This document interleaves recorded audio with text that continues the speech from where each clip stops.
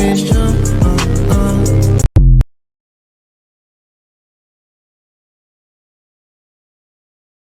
on my feet so I can dance, so I can dance. I just wanna praise him.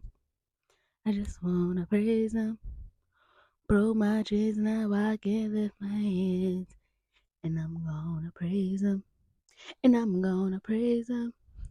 Y'all, welcome back to Beauty from Ashes, the podcast with your host, me, Jennifer White, Jennifer Green, whichever one you want to call me.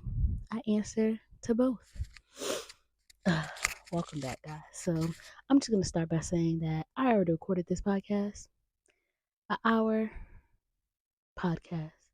Great information, great stuff. And guess what happened? My mic died. The ghetto. Anyway, I'm recording it again because I love y'all. And I promise y'all, I made it a commitment. Every Wednesday at 7 o'clock, we're going to have this podcast. We're going to talk. And that's exactly what we're going to do. So, before we get into the nitty gritty, how was y'all weekend? Today is what, Wednesday? How is y'all weekend? What's going on? What's tea? What's new? Are y'all done Christmas shopping? Because I am. Thank you, Lord. I am done Christmas shopping. I have like little small things to get that I'm probably going to get from like Five Below and stuff. Is it Five Below or Five and Below? I never look at the sign, but I think it's Five Below. And then that's it. And this is actually our last traditional Christmas. I just told my kids and prayed about it. We made a decision collectively as a family that next year, God willing, that we're all here, that we are going to be a blessing to other families. Because let's just be honest, there's people out here that barely get one gift, barely can make it through the day, barely can feed their kids, and why not just be a blessing to them? So let me know in the comments how you guys are feeling. What's up? What's tea? Okay. Now, I got a story for y'all, okay? I have a story for y'all. This story time, it's almost like a couple stories together. I don't know if it's really a story time. Anyway, so when I was younger, I can't remember the exact reason on why I was so upset. But I distinctly remember it was one of the biggest times I had ever like blown up, like spazzed out and almost passed out. I don't remember what I was upset about, what me and my grandma might have been arguing about. I had to be like maybe 10, 11. No, my grandfather passed when I was 10. So I had to be maybe like 12, 13. But I was in my room and we were arguing about whatever, and I just went in my room and I just like ripped this. I had this big bear that I got from the fair. I ripped this bear up and I was just so upset. And I was in my room crying and I ripped the bear up. It was my bear. I had won at the fair.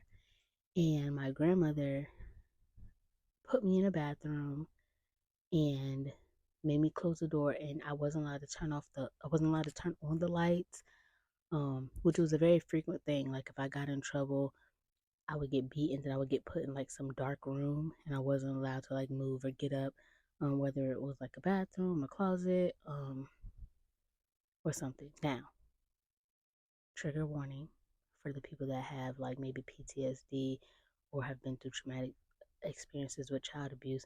Back then, it was not considered child abuse.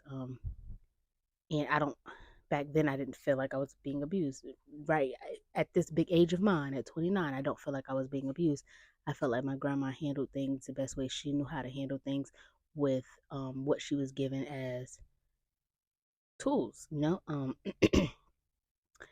And then there was another time where I had got upset about something and I slammed my books on the floor, and she got mad at me and she beat me. And a lot of the times, things like, I know you wish I was dead instead of your grandfather, or you're not going to kill me like you did your mother. For people that don't know, my mom died when I was 2. I did not kill her. She died of an aneurysm in her brain. But she would say things like that. Again, This is not to bash my grandmother because I feel like she's the best grandma in the world. And literally, if I called that lady at 83, 84 years old right now, and I was like, Granny, I need you to pull up, she's pulling up. Okay. I don't know how she's pulling up. She can't drive anymore, but she's pulling up. She goes to bat for me day in and day out. She's always there for me, always a listening ear if I do decide to tell her something, because we're going to get to that later on. Um, so she's very, like, she's me and her, me and her, like this, y'all, literally like this. But I say all of that to say those instances and those times that those things happen caused me to not carry it into my generation, because as I had kids, I always said that I would never, like, they are never going to have to worry about how I treated them. Like, that's never going to be a topic of conversation. Like, when they get older, like, Mom, you treated me so bad, or you hurt me, or you did this, or whatever. And I say all of that to say that trauma is real. Intergenerational trauma is real. So let me give y'all the definition of intergenerational trauma, or inherited family trauma, however you want to put it. So, inherited family trauma is when a child is indirectly exposed to the trauma of a parent who was likely exposed to the trauma of their parent, which leads to dangerous cycles one generation to the next. And I say all of that to say that my grandmother's mother was very, Maria, she was very, like, strict. She was stern. She didn't play no games. All right. And she did what she had to do to discipline her children back then. And back then, it was best for you to be seen and not heard, because back then, you're still dealing with color water fountains. I can't go, get my shoes fitted like the rest of the kids. I gotta, sit on the back of the bus, stuff like that. And all those things fall into intergenerational traumas, or however you want to call it. When you think about it, we we personally, our generation didn't go through slavery, but generations, ancestors ago, they went through slavery. And what they learned passed down to them, was passed down to their kids, was passed down to their kids, and was passed down to their kids. And now we're here where some of those same ideologies and those same things that they learned then are now here. For instance, during slavery times, they weren't allowed, quote unquote, to have, their different, they were stripped of everything. They weren't allowed to have, like, their faith and everything. So they weren't allowed to, I guess, publicly speak about it, or whatever the case may be. They had to hide it in their heart, which is why people say, I hide the word in my heart. And can't nobody take it from me. Okay, those old Negro spirituals, the ones that you hear in the hymn books and whatnot. And excuse me, guys. And each trauma, each issue gets passed down if that cycle does not break. You know what I'm saying? So now we're at the topic of the podcast, which is, y'all heard my song Shackles. We're breaking the shackles. We're breaking the chains. No more generational, intergenerational traumas. Um, we're here to change the game. We're here to switch some things up. And that's what I'm here to talk to you guys about. My own personal experiences, what I've learned through parenting. I'm going to give you some Bible behind it, because why not? Like, if you don't want to believe what I'm saying, it's in the word, okay? Like, it's there. Um but then when we think about, like, let's say, for instance, something that's common, or with this generation, speaking to our daughters and our sons about their interactions with police and how they may potentially get discriminated against or profiled. Those ideologies, those things that traumatize them, the things that we have to tell them may traumatize them because we were traumatized. When you think about it, like, we have, Sandra Bland, Trayvon Martin, we have all of all these people that, and all these bad things that happened to them in our generation, in our time, and now we are projecting those same ideologies on our kids, like, oh, you can't trust this person, you can't trust that person. But I bet you, if you getting robbed, who you calling? If someone breaking your house, who you calling? I don't hear you. The police, right? Yeah, yeah, the police. That's who you're calling, right? Um, so at least for me, I try to make sure I'm breaking those generational curses, but I'm also prefacing every conversation, everything I say with, times are changing, things are happening. Um, I don't want you to be fearful because I think a lot of times with generational curses, it's out of fear. Like we don't know what to do. We're scared to change it because we feel like this worked. Like how many of y'all be like, how many of y'all that are parents have been like, my my parents did it. I was okay. My parents beat me. I'm okay. My parents called me names. I turned out just fine. Ain't nothing wrong with me. My parents yelled at me. Ain't nothing wrong with me. That's perfectly fine. My parents did this. My parents did that. While you're over here hitting females, hitting males, calling people bees and other names, degrading them and all of that. But you heard your parents do it and you turned out fine, right? No, baby. You need to be on somebody's couch. Go have a seat. Go have a seat. Okay? So I know for me personally, I try to break those boundaries. I try to break those walls with my kids. So let's get into some facts. Y'all know first of all, y'all already know I'm coming with my word. Okay. I have my book right here. I also have a book. Thanks to Karen Curry. If you watch this, shout out to you, girl. Shout out to you. Because if it was not for this book, I would still be struggling. Now, Boundaries by Cloud and Townsend. Buy it, get it, run, don't walk, because we'll eventually get into it.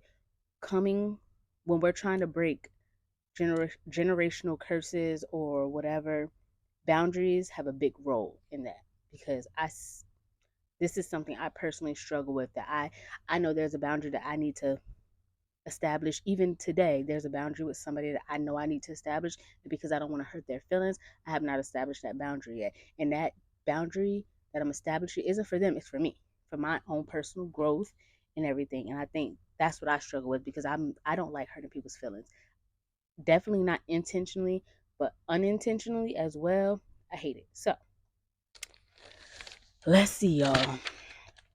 Okay, guys. So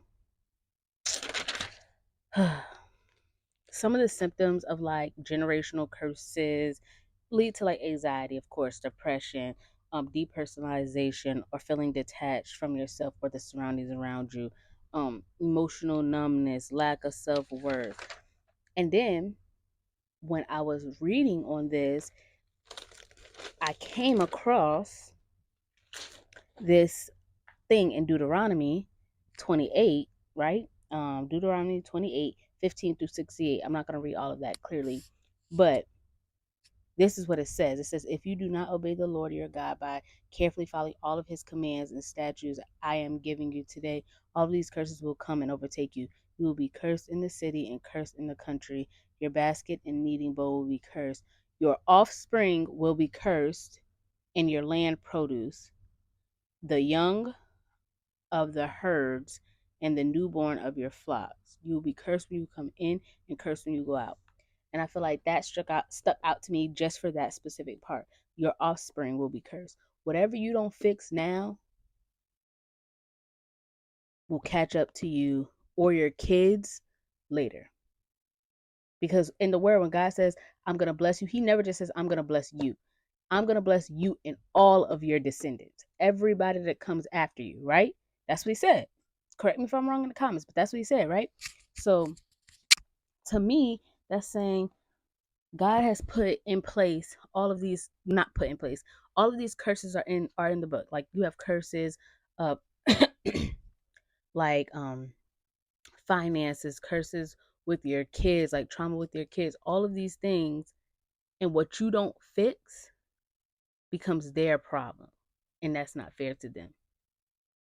What does Pastor Michael Todd said it best? He said, what's not transformed is transferred, right? So if you're not actively working on your own generational traumas that you had with your mom, and your mom's not working on it that she had with her mom, and sometimes it's a matter of just forgiving, because sometimes that person's not there to forgive and to work out that generational trauma. Your mom might be trying to work out hers, but her mama is not here. And it's a matter of being like, you know what?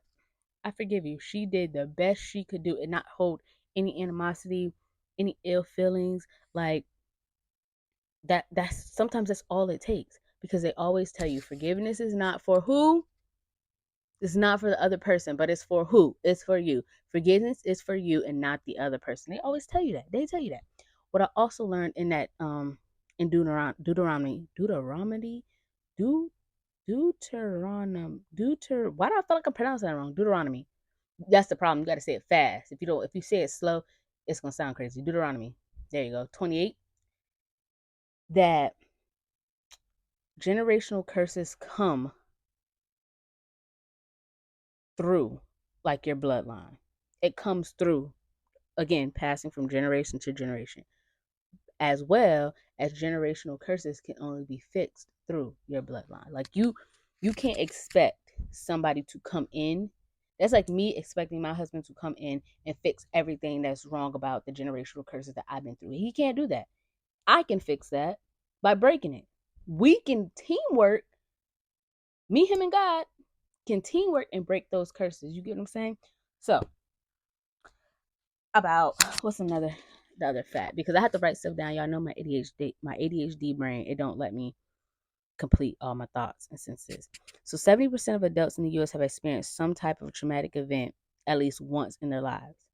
And there's 6 million deaths per year that results in some sort of trauma. It doesn't necessarily have to be like an assault or something. It's any trauma. Trauma is so broad. Like there's physical, emotional, mental traumas. There's spiritual traumas. There's financial traumas. There's so many things that you can experience, right? So, um, that's what we're talking about in the pod today. Like that is what we're getting into. And I'm excited for it. So, how let's back up. I get so many questions about how I parent from friends, from family, because if you know, you know, I don't beat my kids. I don't believe in that. However, I am a firm believer that you cannot parent every single kid the same way. You could have two kids, and one kid you can be like, sit down before I break all of your body parts. And then you can go tell the other kid to sit down and don't move and say it just as calmly. You're going to get the same end result from both of them. Both of them are going to sit down and not move, but you had to go about it differently. You had to parent them differently. I have three kids. I have a 9-year-old, 8-year-old, and a 4-year-old, and I parent them each differently. My oldest is very, very sensitive. He is what we call the intergeneration or inherited family traumas. I try to break everything with him because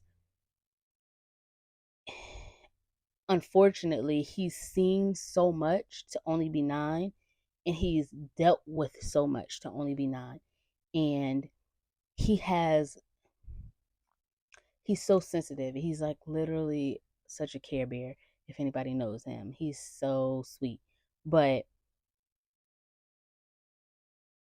I try my hardest to remember that I have to parent him differently because of the traumas that he has seen. Unfortunately, I'm not the perfect parent, and I'll never claim to be, but he has. He's seen things that I would prefer him never in his life to see or to have to go through or whatever, but he has.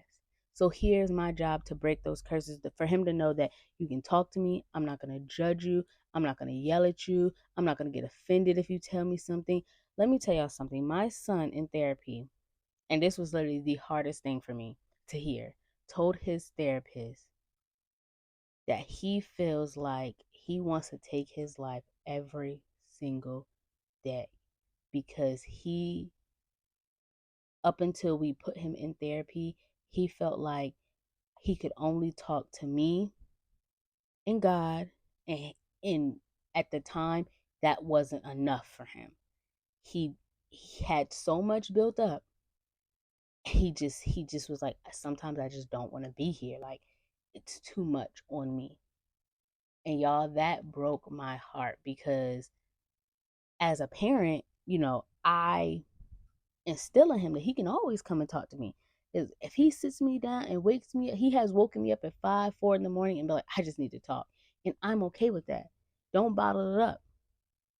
But because he's so conditioned to keep stuff in because he wants to then keep peace, he feels like talking to me isn't going to help.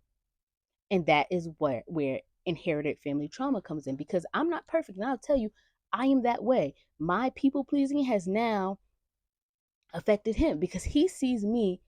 I don't stand up. Let me phrase that. I stand up for him all the time. I stand up for them no matter what it is. But I rather not deal with confrontation.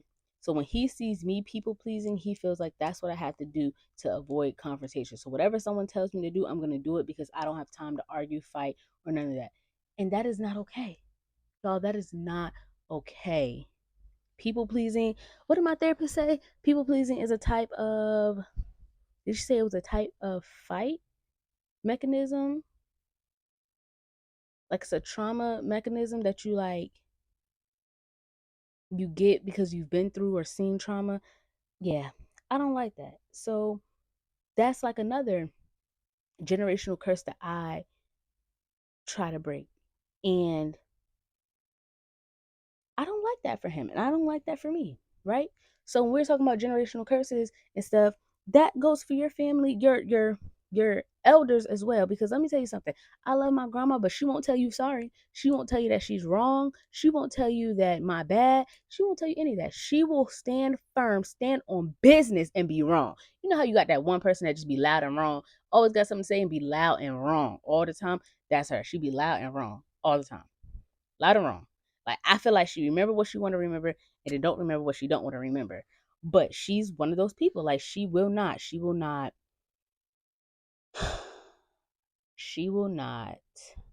say I'm sorry. She will not say my bad. If we try to have a heart to heart, she will be like, well, I never said that, or that, and I feel like it's hard. It's hard for their generation to be accountable. Like in my household, we take accountability. That's one thing I stand on. You will not look nobody in the face and be like, it was all them. And you ain't have nothing to do with it. No, we're gonna be accountable. I teach all my kids that because it's important to me. Because when you get older, you need to know that you can't lie your way out of things, that you don't get in trouble. You don't get in as much trouble if you're honest, and that you have to be accountable for the things that happen to you or around you that you took part in. You get what I'm saying? So, guys, we're going to be breaking these shackles. So we're going to be talking about how we can overcome some of these generational curses. And it's not a one day thing. Like you don't do it one day and be like, dang, I broke this curse, I'm good. No. You got to keep doing it. You got to keep doing it and keep doing it. For instance, one of my personal convictions is yelling. Y'all, because as parents, y'all know. Put in the comments, y'all know how many times y'all have to say something calmly before you yell. Because I give it a good 2 times. Like I done told you once. I done told you twice calmly. If I gotta say it a third time, I'm yelling now because you clearly aren't listening to me the first 2 times when I said it calmly. Put in the comments what other parents are like that, because baby, I said get up. Like that's how I be feeling. Like I be okay. So I'm gonna put y'all on, okay? I'm gonna put y'all on to how to break these generational curses. And for all the people that are already doing, all the parents, whether it's single parents, 2-parent households, whatever, like kudos to y'all for breaking these generational curses. Okay? So let me give y'all Bible because I think it's Romans. Romans. Is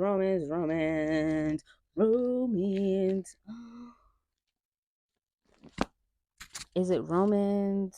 Romans. It is Romans, but I don't remember what Romans. Hold on. Romans. Y'all know I gotta come with Bible. Y'all know I gotta give y'all Bible for this because that's where we're at, baby. Okay? It is Romans. What is it? Romans. Right here. It says, okay, so this is Romans 3:23. For all have sinned and fall short of the glory of God. People that know me, y'all know I love to say this. They are justified freely by his grace through the redemption that is Jesus Christ.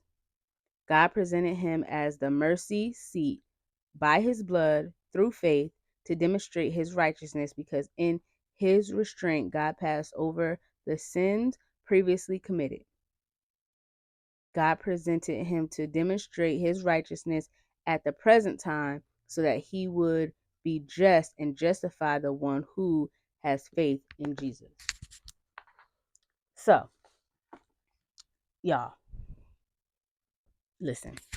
We all fall short sometimes. We all fall short of the grace of God. I know I do. We all fall short because there is nobody in this world that is perfect. It says in the word, he who is without sin cast the first stone. He can be the one to judge, because who we can't judge.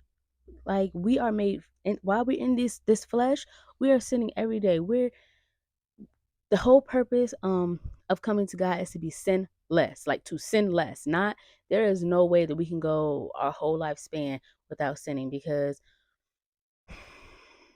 if y'all read Genesis, then y'all would know, like, that's where it started. That's where it started. And God shed his blood to then give us grace and mercy and favor so that we can eventually be sinless, like, and excuse me, and sin, less. We get his grace and his mercy because God gave his son to us. He took off his glory and put on humility and humanity for us, because we need it. Like, we can't be saved without him. Like, we just can't do that. So we all fall short. We all fall short of his grace. And we all are forgiven. That's what his grace is. That's what his mercy is. We all get to repent and be forgiven. And that's what it is for generational curses, to be able to forgive what was, but bring in something new. Okay, so God forgave what was, forgave us for our past sins, but then gave us a new life when we decide to follow him. Right? Okay, so thank you, Holy Spirit. So I'm breaking generational curses by, I know, and a lot of people say your kids, your kids aren't allowed to have opinions. They do what you say goes. No, my kids are allowed to have opinions. They're allowed to tell me no. And let me give you a backstory on that, because I told somebody that and it was like, what? Hell no, my kids aren't allowed to tell me no. Well, yes, they are. First of all, these are little humans. They're not robots. And to be quite frankly, they're not your kids, they're God's. They're Jesus's. They're his kids. Okay, he loaned them to you. They're loners. Okay, but while we're on this earth, okay, they're little humans. They have rights, they have opinions, they have needs, they have feelings, they have emotions. So yes, when I say my kids are allowed to tell me no, for instance, if my kids say I don't want to go to this place, okay, and our rule in our house is give me one good reason. It has to be a good reason, not because you can't have your iPad, not because your game system broke, not because you're going to be bored, not because your friends can't come outside. Give me one good reason. So someone doesn't treat me nice. Okay, cool. I don't like how they talk over there. Okay, cool. I don't like how they talk to each other over there. Okay, cool. I don't like that they're yelling. All right, cool. You don't have to go. Um, they leave me alone by myself. Things like that. Like, I need a good reason. I need a good reason. I'm not about making my kids do or go places that they don't want to go. That's not me. I was never made to go anywhere I didn't want to go, unless it was church. Um, but that's it. Yes, they're allowed to have opinions. My kids are allowed to voice their opinions. Okay? Hey, mom, I don't think that's okay. I don't think that's right. As long as it's done in a respectful way, yes, they're allowed to have opinions. And if you're allowed to have opinions, so are they, because they don't be asking for your opinion either. Right? So they can have opinions. Um, there's a difference between your kids respecting you and your kids fearing you. My kids don't fear me. They respect me. And how do I know the difference? My kids will talk to me about anything. They'll tell me anything. They'll listen to what I have to say. If they ask me for advice, they know my advice comes from love. They know that I'll never put them in danger. They know that um, I may be stern, but it's always loving. Fear is when your kids don't want to come talk to you about anything because they're scared of how you're gonna react. They're scared that um, they're gonna get in trouble. They don't know, you're unpredictable. Like, don't nobody want an unpredictable ass parent. Nobody wants a predictable parent, but there's a difference. Like, if your parent is predictable, like, dang, if I say this, I know my mom gonna get mad. That's different, because why would you say it if you knew I was gonna get mad? But if you're coming to me and you're like, I really need to talk to you, but I can't because I don't know how you're gonna react. Like, I don't know if I'm gonna be in like real big trouble. I don't know if I'm gonna get yelled at. That's different. That's not respect. Your kids are scared of you, and that is something that you need to break. Back then, um, with our like ancestors, even with my grandmother, her mother, it was so important to be seen and not heard, because you say the wrong things, you slip up and you might do the wrong thing, and that could literally cost you your life. And unfortunately, that's still prevalent today, just kind of different. You don't get a hold, you don't get like hangings, but you slip up and you say the wrong thing to the wrong person, and now you're fighting for your life, or that person's fighting for their life in the hospital or something like that. One thing I teach my kids is always a time and a place. You can be opinionated, you can state facts, because I always bring receipts, because I love receipts. Let me tell y'all, if y'all could see my literal receipt notebook, and I'm not talking about the ones from the store, my receipt notebook, y'all be like, dang, she don't forget nothing. No, ICYA. What's that? My parents always told me to cover my ass, because the devil loves to kill, steal, and destroy, and he will try to take everything and make you seem like you just crazy. But anyway, um, I forgot what to see. That's that ADHD. That's that ADHD brain. I be saying stuff and then I be forgetting what I'm talking about. But yeah, y'all, that is in a nutshell about generational like curses, and at least what I went through. Like, I just I feel so strongly about it. So when I was making, well, when I was deciding on what I was going to talk about in this pod, it had just kept popping up, like generational curses, how to, because I get asked so much, like, why do you parent the way you parent? Like, what I guess what they call is gentle parenting, because I don't beat my kids. Um, like I told you, I have three. Now the baby, the 4-year old, his father beats him. His father pops him. I don't. I don't. I popped him, like I really popped him, like maybe a couple weeks ago, and it literally hurt my heart, because hmm, cause that's my papa bear. But at the same time, like I said, you can't parent every kid the same, and he is definitely that kid that you have to threaten. Um, because I think I threatened him that day. I was like, if you don't sit down, I'm going to choke you and then wake you back up and choke you again. And he was just like, eh! Like, that's exactly what he did. And I was like, okay, Kevin, all right. Um, but yeah, that is literally we got to do better, y'all. I don't know where I was going with that, but we got to do better. We have to break these generational curses, because it's not okay for you to be like, I told you to do this because I said so, or you can't do this because I said so. But then you want someone to give you an explanation on why they said what they said, but you can't even give your kids an explanation. Like, huh? You talking down to your kids and you cussing them out, and then you wonder why they going to school and cussing everybody else out, and you think that's cute. No, no, baby, it's not. It's not okay. It's not okay at all. And that's why I was giving y'all Bible, because what, like, y'all can't tell me God did not okay generational curses. He was not like, he was not fond of it. Okay, not fond of it, y'all.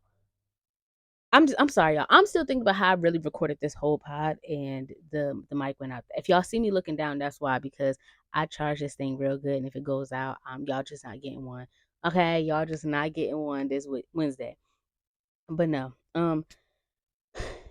generational curses was so big on me, because I know that even in therapy, there's things that I'm trying to break. Like, for instance, another quick story time, when my grandma would like write me notes and like put them under my door, under my like pillow, and she would be like, I know that, she would like, I don't understand why you hate me so much, and that I know you wish that I was dead instead of your granddad, and I just don't know what I can do for you not to hate me.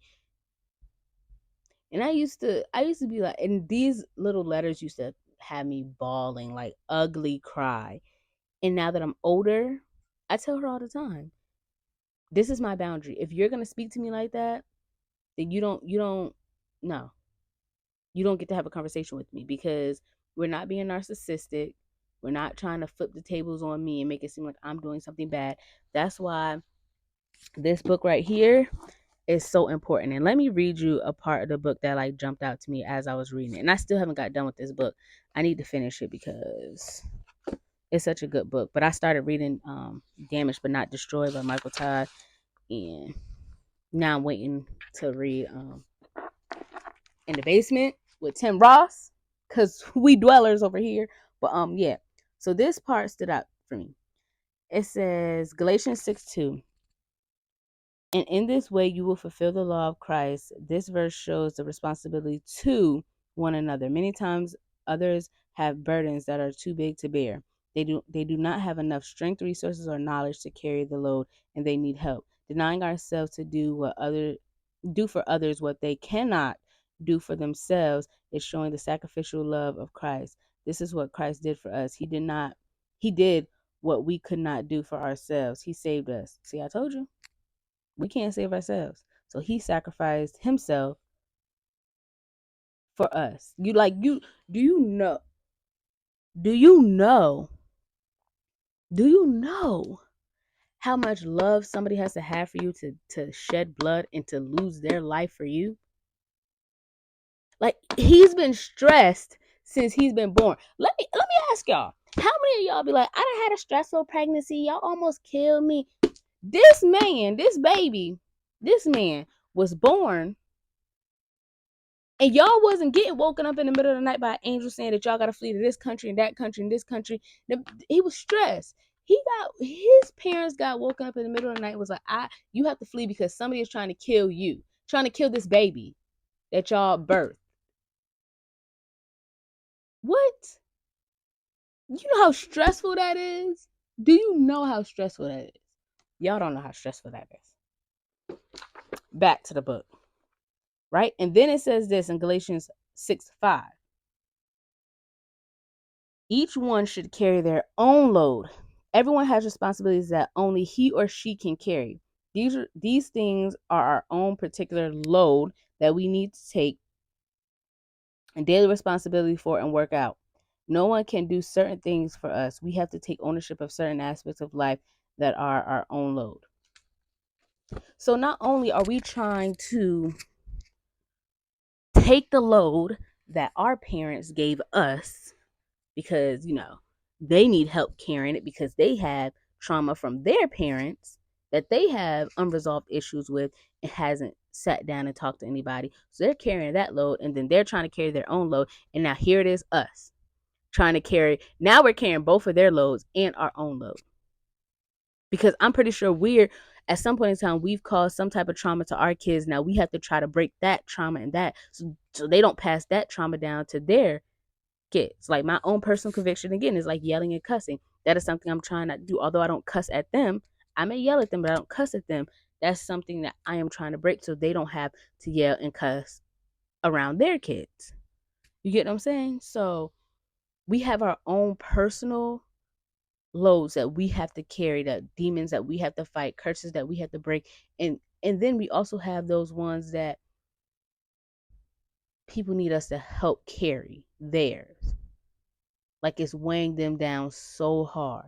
For instance, like, my therapist helps me carry my load because my traumas have weighed me down so much. I couldn't carry them on my own. So here she is on the other side, pulling her weight, and we're gonna get it through together. We're gonna get through it together. You get what I'm saying? Until there's dang near no weights in my bag. I won't be the bag lady. Bag lady, you gon' hurt your back carrying all them bags like that, or whatever she said.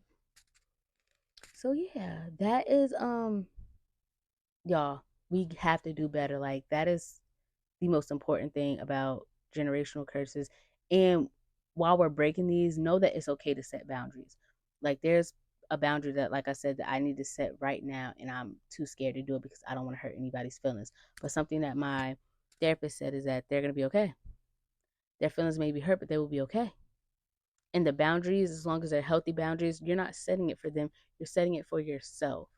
Like, my kids are allowed to have boundaries. My kids are allowed to come to me and be like, hey, I understand that you may be upset, but I didn't like the way that you talked to me, or that you yelled at me, or the things that you said to me. And I feel like we can't communicate effectively if that is how you're going to continue to talk to me or whatever. Yes, and yes, parents, it's going to hurt. When your kids come to you so calmly, so nicely, so elegantly, so respectful, and they're like, hey, I just didn't like it. And we can't continue to have these conversations if this is how you're going to treat me. Then it's going to cause you to do some self-reflection, because it definitely caused me to do some self-reflection. And yes, this is stuff my kids actually said to me. Why? Because I don't give them any okay, so like I was saying, sorry guys, my mic cut off. But I don't give my kids any like fine, like hard stops on like their boundaries. Like, as long as they're respectful, um, and they come to me calmly and respectfully, then we can talk and say almost anything. I have a big open door policy, because again, my kids aren't going to be fearful of me. That's not my objective. It's to for them to respect me and to know that when they step foot outside these walls, that they know how to carry themselves in a dignified way. They know how to de-escalate from certain situations. They know that because they see somebody else doing it doesn't mean that that's okay to do. One thing I learned from my therapist, and I hope she doesn't mind me like giving the tea about like the great things that she says, that kind of just resonate with me. One thing my parents never did was, that I saw a lot of my friends' parents do, was talk bad about the other parent. Like, I was raised by my grandparents, but my grandparents never talked bad about my dad or anything like that. So when I had kids and me and their father went our separate ways, that was something I was instilled in me that I still never do. It doesn't matter what happens between him and I, what situations we go through. I can say firmly, strongly, that I have never in my life, and I'm talking about on my Bible, okay, that I have never said anything bad about him. I've never um I let my kids form their own opinions. I personally think that is important. My parents let me form my own opinions about my my own father. And that's not to say that my father was like a messed up person. He wasn't. He now what he is a habitual liar. That I don't like. That's the part that we work on with accountability, because for whatever reason, that's a whole nother podcast. That's a whole nother day. But I can't stand liars, because one thing about me, I come with receipts with everything. So I don't feel the need to lie. I've never felt the need to lie about anything. So I let them form their own opinions. I don't say bad things around them. I'm very, very adamant about that. Like, voice your opinions all you want to outside of my kids. Like, you can have an opinion about me, how whatever, but outside of the kids, because I just feel like that's not fair to either parent. Um, and that's what I tell my friends that are parents. Like, don't voice your opinions about the other parent around your kids. Like, that just, it's just bad, and it's just something that I've been raised around. Um, and that too can cause like generational traumas. Then you feel like then I feel like that then brings up about like, how do I put it? Like, people trying to pit kids against like each parent. It's just crazy. Like, anybody that knows my kids look up to their dad like he's a freaking superhero. That big boy, that oldest one, oh my gosh, you can't tell him nothing. You can't tell him nothing. And I love that. Oh my gosh, I love that. I prayed for that, because when he was younger and me and his dad were on good terms, I used to go to his mom and be like, I don't understand. Like, I just don't understand. I just want him to be. And that's crazy, because she told me something that I still remember to this day. She said, you can't make him be the father that you wanted. And then we get into the generational trauma because I wanted my dad to be a certain way. Here I am trying to change somebody else to be that way instead of going and fixing the problem with the person that I have and learning to just forgive that person because he's not perfect. Again, there is nobody on this earth that's perfect except for Jesus. He's the only person that is perfect without sin. He like he's the only one. He's not a God that shall lie. He's without sin. He so it's so many ways that I feel like we don't think as parents that can cause generational trauma that can be passed down from one person to another, even when it comes to financial trauma. Because what if your parents didn't teach them how to be a steward of their money, to budget, to save, to invest, to do all of that? And now here your parent is trying to teach you something that they don't know nothing about. Now your parent is over here spending money willy and nilly and going broke every 5 seconds, living check to check. And here you are trying to budget your money and living check to check, or living in a impoverished state because you can't get your life together, because you can't get your money correctly, because it's not something that was taught to you, or it was a generational curse that wasn't broke. And now you're trying to teach your kids how to steward their money, how to save. This is how you break that. You get yourself into a money management class. You figure out how to manage your money and be a steward of your money, and to how to budget and how to work your finances so that way your money can work for you instead of you work for your money. You get what I'm saying? Like that's you got situational traumas, like you got there's so many. You got how do I put it? I don't want to say like mental traumas because I feel like that sounds harsh, but um things that were passed down mentally, not like psychological, like hereditary, but things like a way of thinking. Like your here we go. Thank you, Holy Spirit. Your father felt like your mom needed to be barefoot and pregnant and only work in the kitchen and pop out babies and cook his food and rub his feet and run his bath water and all of that. And now your mom is coming to you telling you how to be a woman, teaching you how to be a woman, and you're like, and she's like, no, all you got to do is let this man make money. You don't have no independence to you. You let this man.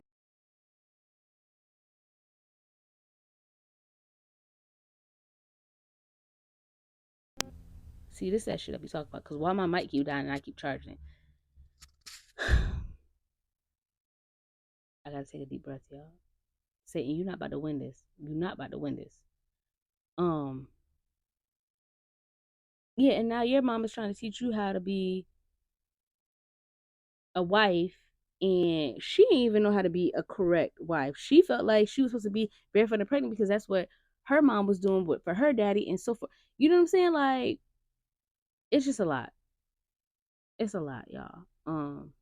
But I think this generation is working so hard to break these curses because now we're going to therapy. We're sitting on some of these couches. We're um we're talking to our kids more. We're letting our kids express how they feel. So I'm just so proud of this generation on breaking that curse, breaking those chains, breaking those strongholds, and realizing that our kids are like little humans too. And thank you, Pastor Michael Todd, for saying that because it has stuck with me. What's not transformed is transferred. And we're not transferring that over. We're not taking that into 2024. We're breaking. We're not taking any more bags. We're not about to be the bag lady. You gonna hurt your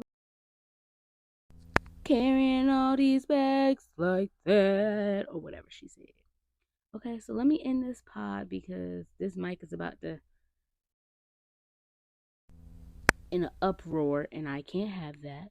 So again, the pod will be out every Wednesday at 7. Make sure you guys send in letters,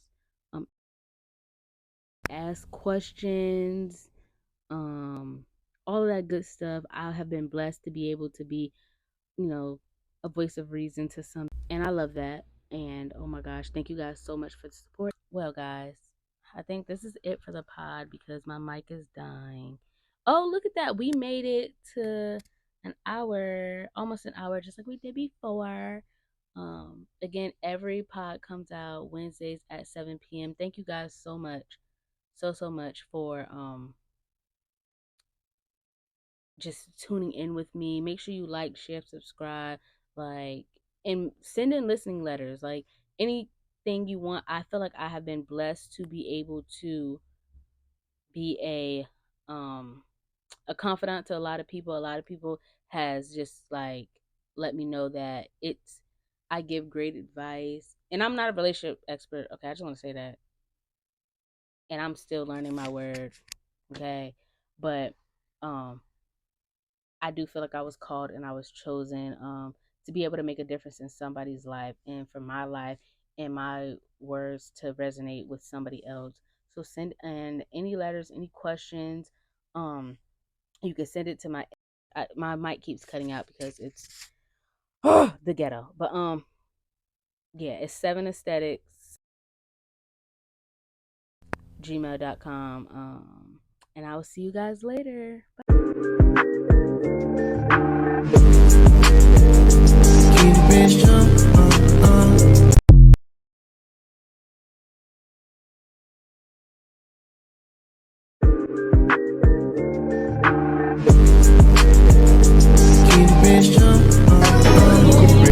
Never gotta sweat. Never gotta sweat. Never gotta sweat.